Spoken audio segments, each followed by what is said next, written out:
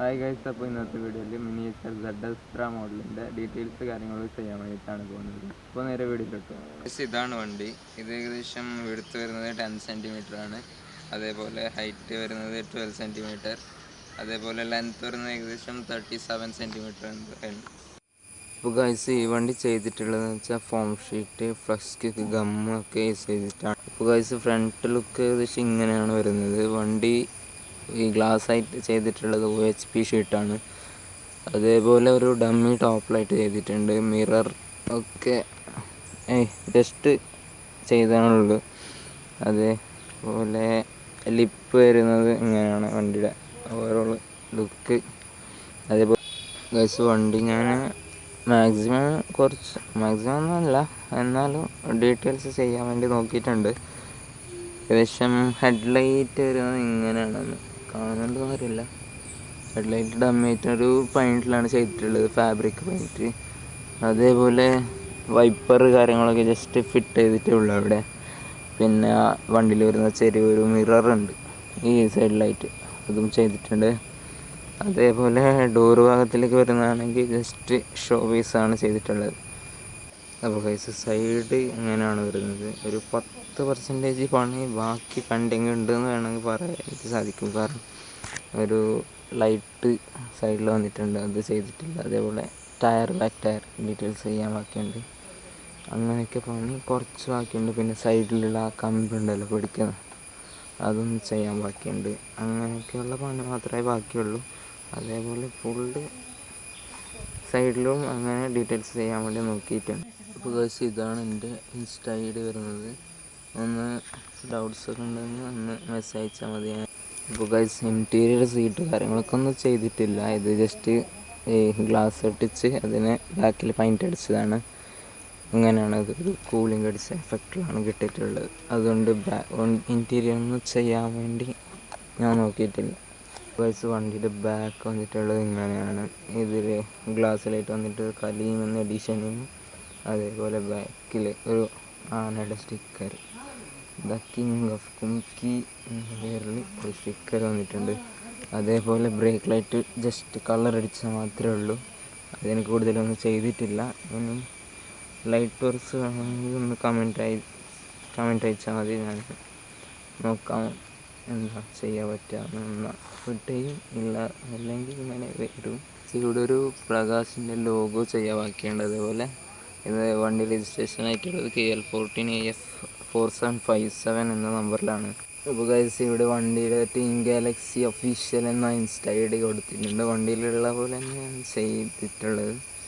അതേപോലെ ഈ സൈഡിലായിട്ടൊരു എമർജൻസി എക്സിറ്റിൻ്റെ ഭാഗമായിട്ട് വന്നിട്ടുണ്ട് ഇവിടെ.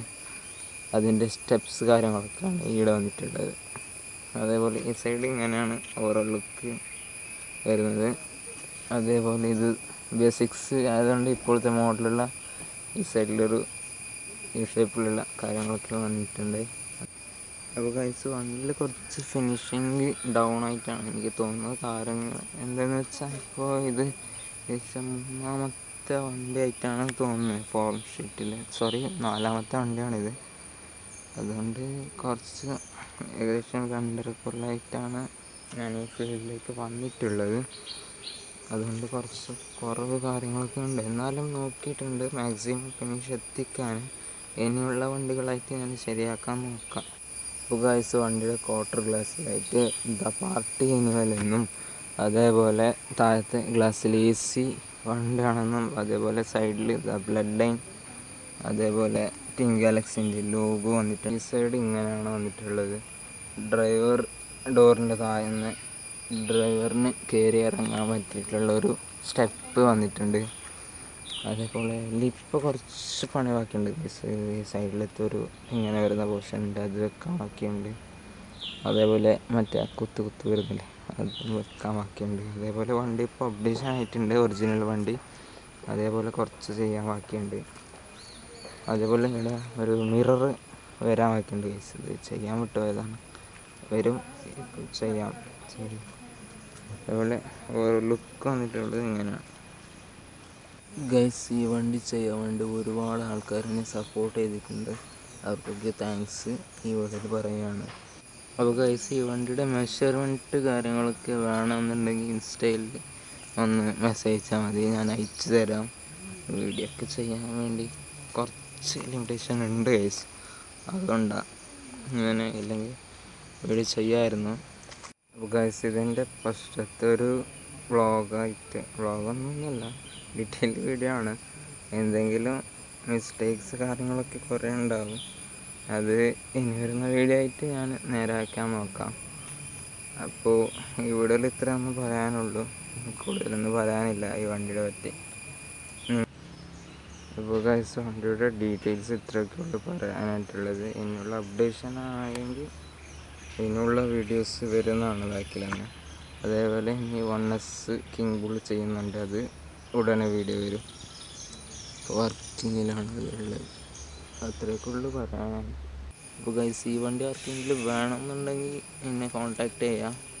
അതേപോലെ സെയിൽ ചെയ്യുന്നില്ല, എൻ്റെ കയ്യിലൊന്നും ഉണ്ടെങ്കിൽ ഇതിന് അപ്ഡേഷൻ ഇനിയും ചെയ്യും ഞാൻ.